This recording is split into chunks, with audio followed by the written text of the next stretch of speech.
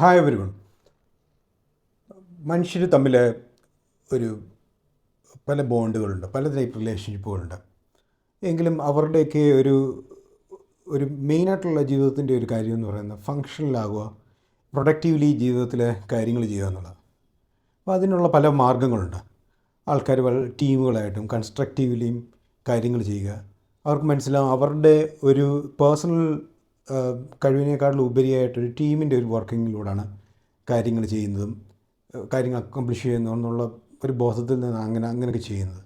അതിനാണ് ഒരു perfect delegation. അതുപോലെ ഏത് ടൈപ്പ് സൊസൈറ്റിയിലായിരിക്കും, വളരെ മാഫിയ ടൈപ്പ് സൊസൈറ്റി ആണെങ്കിലും മോറലി സൗണ്ട് ആയിട്ടുള്ള സൊസൈറ്റി ആണെങ്കിലും അവിടെയൊക്കെ ഒരു ട്രസ്റ്റ് അങ്ങനെയൊക്കെയുള്ള കാര്യങ്ങൾക്ക് വളരെയധികം പ്രാധാന്യമുണ്ട്. എന്നാൽ ഇതിൽ നിന്ന് വിഭിന്നമാണ് നാർസിസ്റ്റിക് ആയിട്ടുള്ള ഒരു സൊസൈറ്റിയുടെ പ്രവർത്തനം. അവിടെ ഓരോ ആൾക്കാരും അവരുടെ സെൽഫിൻ്റെ ഒരു എസ്റ്റാബ്ലിഷ്മെൻറ്റിന് വേണ്ടിയിട്ടുള്ള ഒരു മത്സരമാണ്, അല്ലെങ്കിൽ അവരുടെ ഒരു സെൽഫിൽ അവർ എന്തോ ആണെന്നുള്ളൊരു ഭാവത്തിലുള്ളൊരു ജീവിതമാണ്. അപ്പോൾ അങ്ങനെ വരുമ്പോൾ അതിൽ ഒരു ടീമായിട്ടുള്ള ഒരു വർക്കിങ്ങോ അതിനകത്തൊരു കൺസ്ട്രക്റ്റീവായിട്ടുള്ളൊരു പ്രോസസ്സോ അതിനകത്ത് ഉണ്ടാകുന്നില്ല. ഇത് ഇനി അങ്ങനെ ഉണ്ടായാൽ തന്നെ അത് വളരെ കോൺഫ്ലിക്ട്സ് നിറഞ്ഞായിരിക്കും. ഈവൻ അതാണ് നാർസിസത്തിൻ്റെ ഒരു മെയിനായിട്ടുള്ള ഒരു ഡിസഡ്വാൻറ്റേജ് എന്ന് പറയുന്നത്. ഒരു വീക്ക്നെസ് മനുഷ്യരിൽ ഉണ്ടാക്കുന്നതാണ്. ഇറ്റ് ക്രിയേറ്റ്സ് വീക്കായിട്ടുള്ള മനുഷ്യരെ ലോകത്ത് സൃഷ്ടിക്കാനുള്ളൊരു വഴിയാണ് അവനവൻ്റെ സെൽഫിലേക്ക് മാത്രം ഊന്നിക്കൊണ്ടുള്ള ഒരു ജീവിതം എന്ന് പറയുന്നത്. അപ്പോൾ അതാണ് അതിൻ്റെ ഇസ് ദ എപ്പിറ്റോം ഓഫ് ലൈഫ് എന്നുള്ള രീതിയിലേക്ക് കാര്യങ്ങൾ ചിന്തിക്കാൻ തുടങ്ങുമ്പോഴത്തേനും നമ്മളെ ലിമിറ്റ് ചെയ്യുകയാണ് ചെയ്യുന്നത്. അപ്പോൾ അങ്ങനെ വീക്കായിട്ട് അവരവരെ കംപ്ലീറ്റ്ലി എക്സ്പ്രസ് ചെയ്യാൻ സാധിക്കാത്തതും വീക്കായിട്ടുള്ള മനുഷ്യരെ സൃഷ്ടിക്കുന്ന ഒരു സാമൂഹിക പ്രതിഭാസമാണ് നാർസിസം എന്ന് പറയുന്നത്.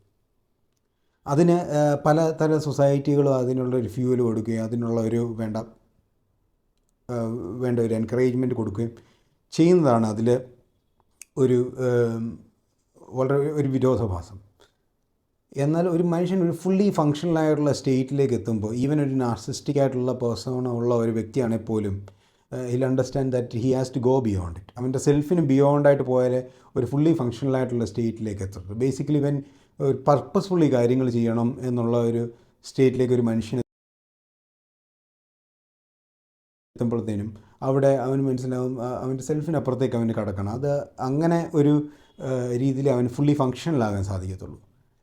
അതാണ് ജീവിതത്തിൻ്റെ ഒരു മെയിനായിട്ടുള്ള ഒരു പ്രധാനമായിട്ടുള്ള കാര്യം. നമ്മൾ ഫങ്ഷണലാകുക എന്നുള്ളത് നമ്മുടെ ഒരു പേഴ്സണൽ ഇൻട്രസ്റ്റിനപ്പുറത്തേക്ക്, ഈവൻ നമ്മുടെ പേഴ്സണൽ ഇൻട്രസ്റ്റിനെയോ അല്ലെങ്കിൽ എന്തെങ്കിലും ഒരു കാര്യത്തെ എക്സ്പ്രസ് ചെയ്യപ്പെടണമല്ലോ അതിനെ ചെയ്യണേ പോലും അത് നമ്മുടെ ഒരു സെൽഫിനപ്പുറത്തേക്ക് കടന്നാലേ നമുക്കത് സാധിക്കത്തുള്ളൂ. ഈവൻ ഒരു മോറലിസ്റ്റിക് ആയിട്ടുള്ള സ്റ്റാൻഡ് ചിലപ്പോൾ നമ്മൾ വർക്ക് ചെയ്യുന്ന സ്ഥലത്ത് എടുക്കണേ പോലും നമ്മൾ അതിനെ കംപ്ലീറ്റ്ലി എക്സ്പ്രസ് ചെയ്യാവുന്നൊരു ലെവലിലേക്ക് നമ്മൾ ഉയർന്നാൽ മാത്രമേ പറ്റത്തുള്ളൂ. അതാണ് you have to go beyond yourself എന്നുള്ള ഇതാണ് ഒരു ഫുള്ളി ഫങ്ഷണലായിട്ടുള്ള ഒരു ലൈഫിന് വേണ്ടിയിട്ട് അത്യന്താപേക്ഷിതമായിട്ട് ഉള്ള കാര്യം.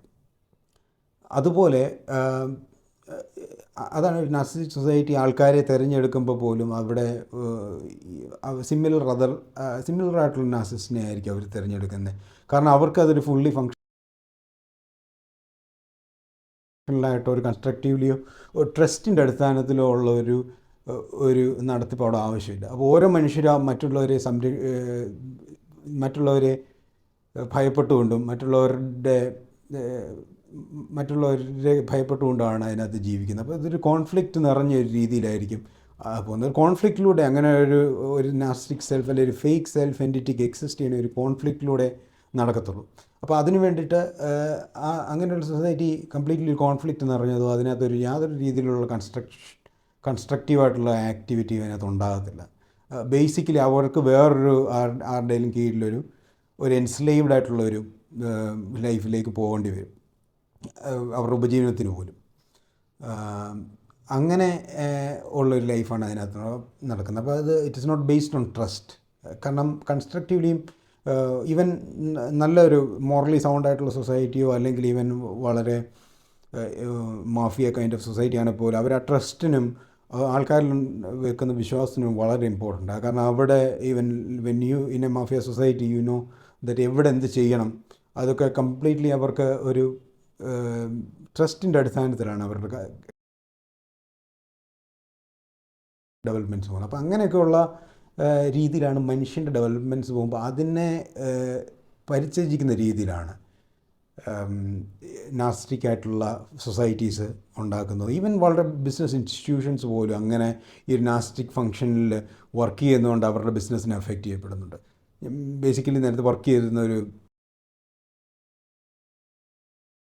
ഓർഗനൈസേഷൻ്റെ അവിടുത്തെ മെയിനായിട്ടുള്ള ആൾ, ആക്ച്വലി എൻ്റെ ഇൻചാർജായിട്ട് ആൾ had a Gnostic persona. So he used to select people based on that. So he used to understand that these people can be suitable or are oriented towards his behavior, his personality.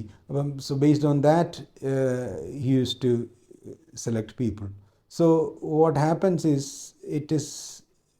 there is a what you give importance is not the quality of what you're doing, but the kind of relationship that exists.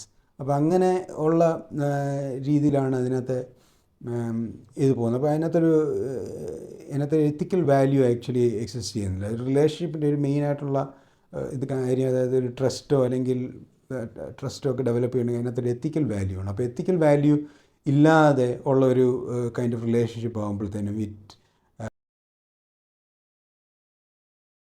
Actually deteriorates environment.